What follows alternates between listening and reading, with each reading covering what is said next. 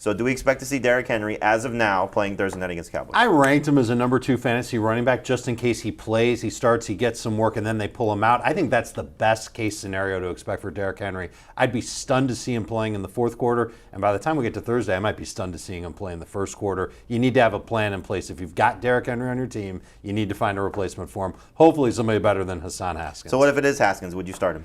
Only if I'm desperate at running back. I think I'd rather have Zach Moss, to be honest with you. That makes more sense. And again, if Henry's sitting, the offensive line's probably sitting. Who knows if Malik Willis is They're sitting. already banged up on that line. Yeah, That's an easy thing for the Titans to do. I think the one thing, the fact that they put Henry on the injury report probably tells you where they're heading with this. So I didn't even rank Derrick Henry based on what the situation can be. For the Dolphins, Heath, you got Tua in the concussion protocol. So if he does not play, your interest level in Teddy Bridgewater is what?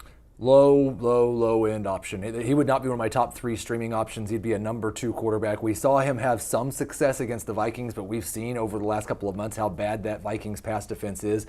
In Foxborough against a Bill Belichick defense, even with the struggles they've had, I would not want to start him. Yeah, I'm with you. Just not somebody I have much interest in, so we'll see. But really, the other part of this, though, is what does it mean for Tyreek Hill and Jalen Waddle? We saw Tyreek in 2 games with Teddy Bridgewater, week 4 against Cincinnati, big game, week 6 against Minnesota when he came on. Now both quarterbacks played, not Tua Tagovailoa. It was Skylar Thompson and Bridgewater the majority of that game, but big game for Tyreek Hill, and then Waddle, not great against Cincinnati, but did do well against the Vikings. So your interest level in the receivers, does it change at all when it comes to Teddy starting? Tyreek Hill maybe goes down a couple spots in the rankings, but he's a must-start top 10 wide receiver. You're starting. Saw 33% target share on Bridgewater's 60 throws so far this season. It is a downgrade for Jalen Waddle. I think most people are still probably starting him, but I would start Garrett Wilson over him. I would start DJ Moore over him. Wow. So there are a couple of guys I'd start over Jalen Waddle if it's Teddy Bridgewater. All right, so we'll see how things go. Hopefully Tua is able to play, but based on the fact that this is now his 3rd concussion on the season, probably not a good situation to expect him out there in Week 17, and there is some talk that they may even shut him down for the rest of the season. All right, so Jalen Hurts, if he plays, we start him, and if he doesn't play, what do we think about Gardner Minshew? I liked what I saw from Gardner Minshew. There were a couple of bad throws in the game, and this isn't going to be the easiest matchup in the world against New Orleans, but the way that offense operated with Gardner Minshew makes me feel good about trusting him again this week. Top 8 quarterback, and if he plays. If he doesn't play, that means Hurts is playing. He's a must-start fantasy quarterback no matter who he's going up against. The one thing, though, just to factor in is while he did play well, yes, in the 3 turnovers, you could say not his fault. He also got bailed out a little bit by Devontae Smith from some amazing catches.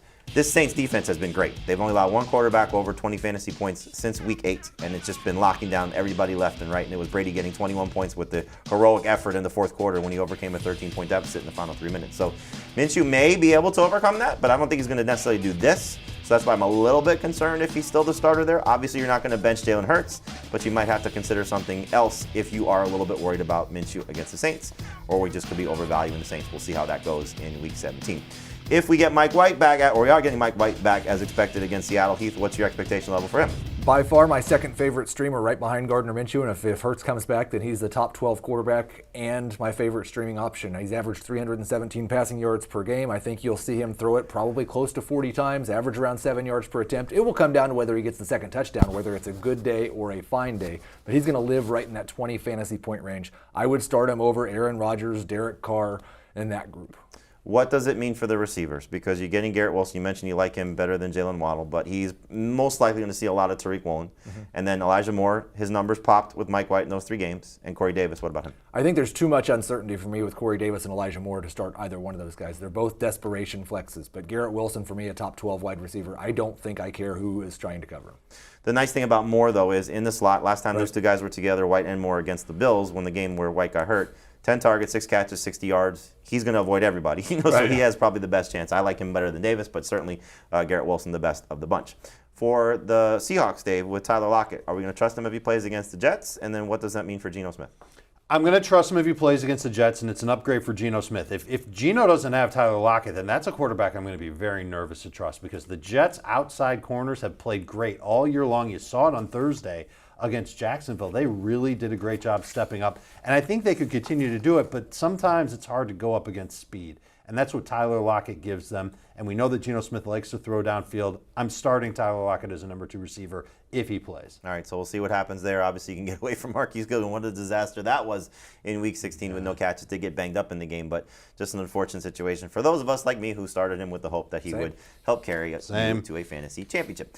We hope that Christian Watson will carry you to a fantasy championship. He's day-to-day, according to Matt LaFleur. So, again, same question, Heath. If he plays, how much do we like him or love him against Minnesota? And if he's out, who steps up in his place, Lazard or Romeo Doubs? I think he's a mid-range number 2 wide receiver for me if he plays. A little bit better in non-PPR than he is in full PPR, but we're seeing him more involved in underneath routes as well, so that helps him in full PPR. If he's out, I would go with Allen Lazard over Romeo Doubs, but both of them would be startable as number 3 wide receivers. Both of them would have top 15 upside against the Vikings defense that gives up a ton of big plays.